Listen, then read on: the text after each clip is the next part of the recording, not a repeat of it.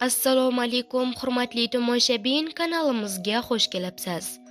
Diqqat qiling, hurmatli pensionerlar, yangi yil oldidan sizlar uchun muhim yangilik. 2026-yil kirib kelishi bilan pensionerlar uchun yangi yil tuhfasi taqdim etilishi rejalashtirilmoqda. Mavjud ma'lumotlarga ko'ra, pensiya miqdorlari oshiriladi va yanvar oyidan boshlab yangi summada to'lanishi kutilmoqda. Bu qaror uzoq yillik mehnat qilgan pensionerlar, doimiy daromadi pensiya bo'lgan fuqarolar va o'z pensiyasidagi har qanday o'zgarishni kutayotganlar uchun juda muhim. Qanchaga oshiriladi? Qachondan boshlab amal qiladi? Hamma pensionerlarga bir xil bo'ladimi? Bularga videoni oxirigacha ko'rsangiz, bilib olasiz va aynan oxirida aytiladi. Agar bu yangilik siz uchun muhim bo'lsa, like bosing, boshqa pensionerlar ham ko'rsin. Obuna bo'ling pensiya va ijtimoiy to'lovlar bo'yicha eng so'nggi rasmiy xabarlarni o'tkazib yubormaslik uchun. Diqqat qiling, yanvar oyi pensiyalari qachon to'lanadi va qanchadan to'lanadi?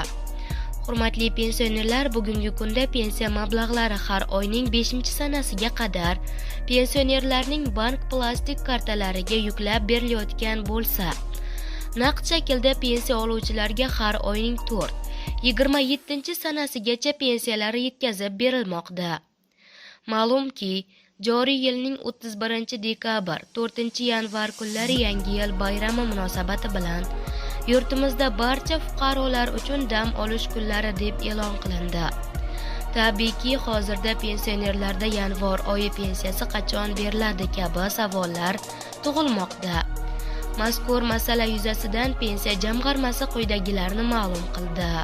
Pensiya jamg'armasi tomonidan moliyalashtiriladigan mablag'lar har yil uchun tasdiqlanadigan O'zbekiston Respublikasining davlat byudjeti to'g'risidagi qonun bilan ko'zda tutiladi. 2026-yil uchun O'zbekiston Respublikasi davlat byudjeti to'g'risidagi qonun bilan pensiya jamg'armasining 2026-yil uchun xarajatlari tasdiqlanganligini inobatga olib, yanvar oyi plastik kartalari orqali oluvchi fuqarolarning pensiya to'lovlari 5-yanvardan boshlab yuklanishini ma'lum qilamiz. Shu munosabat bilan 2026-yilning 5-yanvar kunidan boshlab pensiya jamg'armasi tomonidan pensiya to'lovlari uchun mablag'lar pensiya yetkazib beruvchi tashkilotlarga moliyalashtirib berilishi boshlanadi. Bunda yanvar oyi pensiya to'lovlari 2026-yilning 5-yanvar kuni bank plastik kartalariga yuklab berilishi hamda 27-yanvar sanasiga qadar naqd shaklda pensiya oluvchilarga Xalq bankining sayyor kassalari tomonidan kunlik grafik asosida mahalla fuqarolar yig'inlari orqali yoki fuqarolarning yashash manziliga yetkazib beriladi. Fuqarolar pensiyalari bo'yicha savollar yuzaga kelgan taqdirda pensiya jamg'armasining 1271 ishonch telefoniga murojaat qilishlari mumkin, deyiladi xabarda.